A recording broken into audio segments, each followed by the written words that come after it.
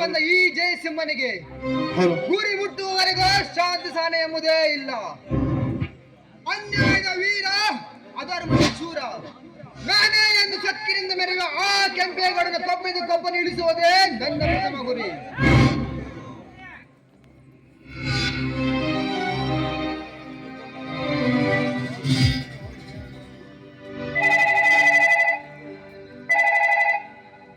Hello hello Jayasimha speaking. Hello Jayasimha, ನಾನು ಕೆಂಪೇಗೌಡ ಮಾತಾಡ್ತಾ ಇರ್ಬೋದು.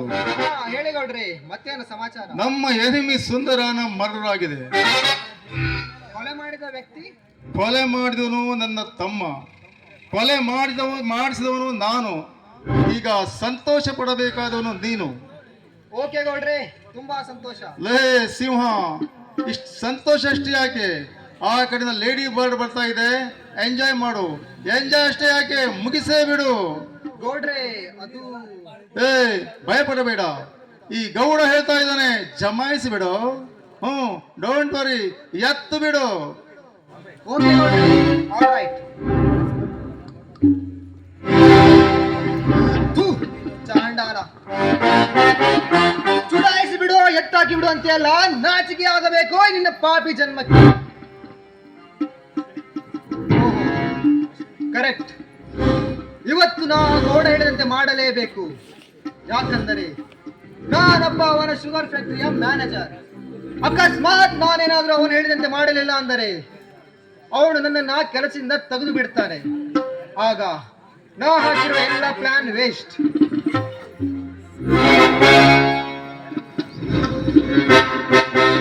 ಓಹೋ,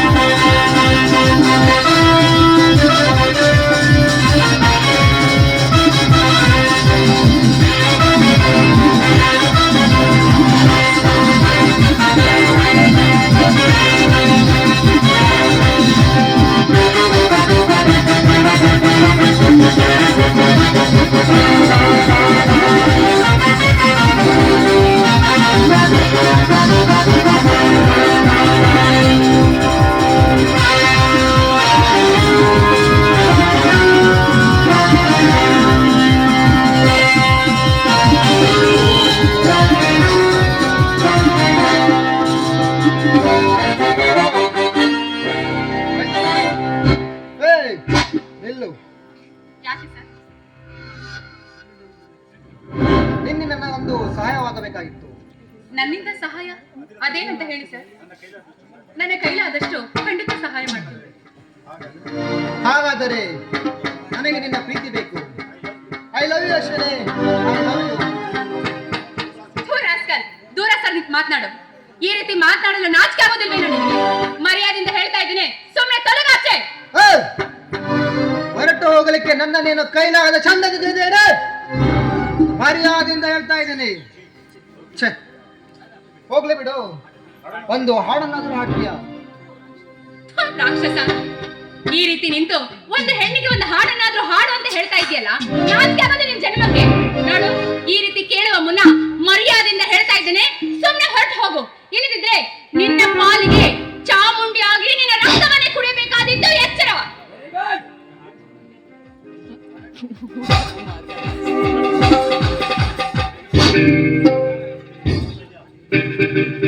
ಇಲ್ಲ, ಈ ಪಾಪಿ ನನ್ನನ್ನು ಬಿಟ್ಟು ಹೋಗುವ ಹಾಗೆ ಕಾಣಿಸ್ತಾ ಇಲ್ಲ. ಹೇಗಾದ್ರೂ ಮಾಡಿ ಇವನ ಮಾತನ್ನ ಕೇಳಿ ನಾನು ಹಾಡಲೇಬೇಕು.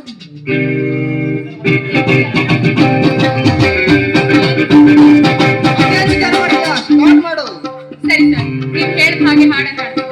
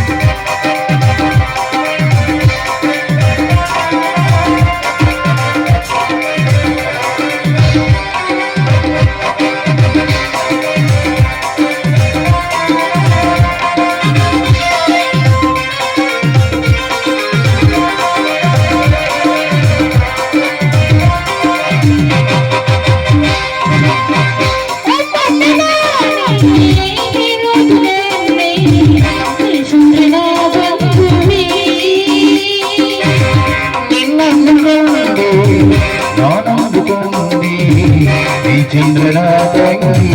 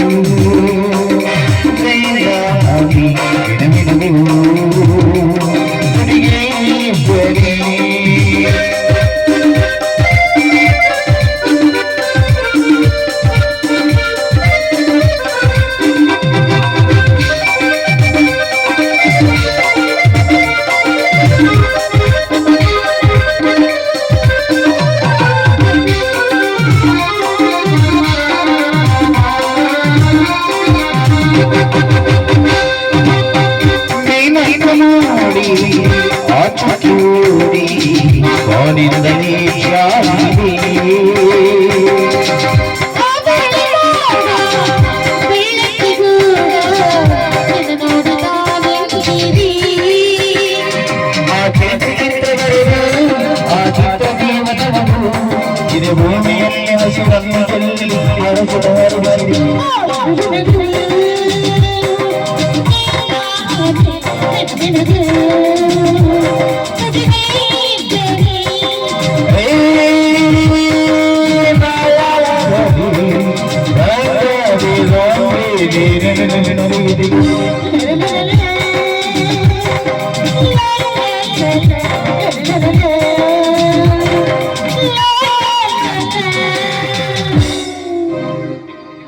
ಸರಿ ಸರ್, ನೀವ್ ಹೇಳಿದ ಹಾಗೆ ಹಾಡಿಕೊಂಡಿನಲ್ಲ, ನಾನಿನ್ ಬರ್ತೀನಿ.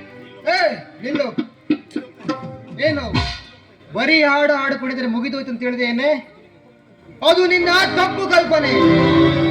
ಕಾಮ ಬಯಸಿದ ಕನ್ಯೆಯೊಂದಿಗೆ ಚತುರ ಆಡಲೆಂದು ಛಲಚತುರ ಹೊಂದಿರುವ ನನಗೆ ಚತುರ ಚಾಣಕ್ಯನಂತೆ ಕೈ ಕೊಟ್ಟು ಹೋಗ್ತಿದ್ದೇನೆ. ಇವತ್ತು ನೀನು ಎಷ್ಟೇ ಪ್ಲಾನ್ ಹಾಕಿದರೂ ನಾನು ಇವತ್ತು ಬಿಡೋದಿಲ್ಲ. ಇವತ್ತು ನೀನು ನನಗೆ ಬೇಕೇ ಬೇಕು. ಮನೆಯಿಂದ ಹೇಳ್ತಾ ಇದ್ದೀನಿ, ನನ್ನನ್ನೇನು ಮಾಡ್ಬೇಡ, ಬಿಟ್ಬಿಡು ನನ್ನನ್ನ, ಬಿಟ್ಬಿಡು.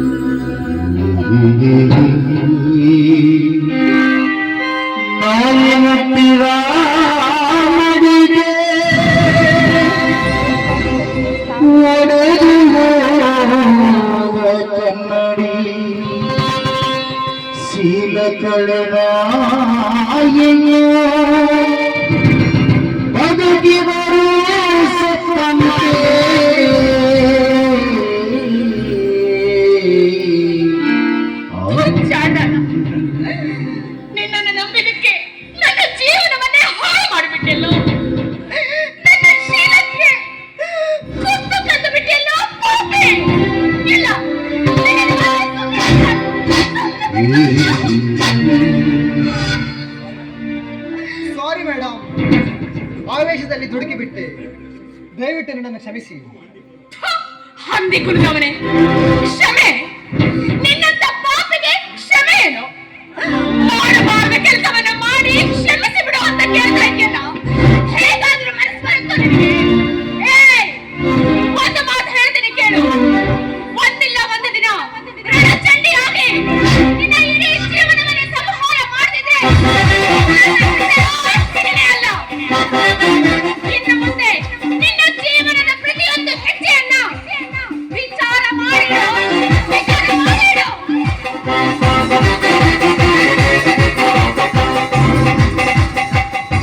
ಛೆ, ನಾನು ತುಂಬಾ ತಪ್ಪು ಮಾಡಿಬಿಟ್ಟೆ. ನಾನೊಬ್ಬ ಸಿಐಡಿ ಅಧಿಕಾರಿಯಾಗಿ ಈ ರೀತಿ ಮಾಡಿರುವುದು ತುಂಬಾ ತಪ್ಪು. ಇದಕ್ಕೆ ನನಗೆ ಶಿಕ್ಷೆಯಾಗಲೇಬೇಕು.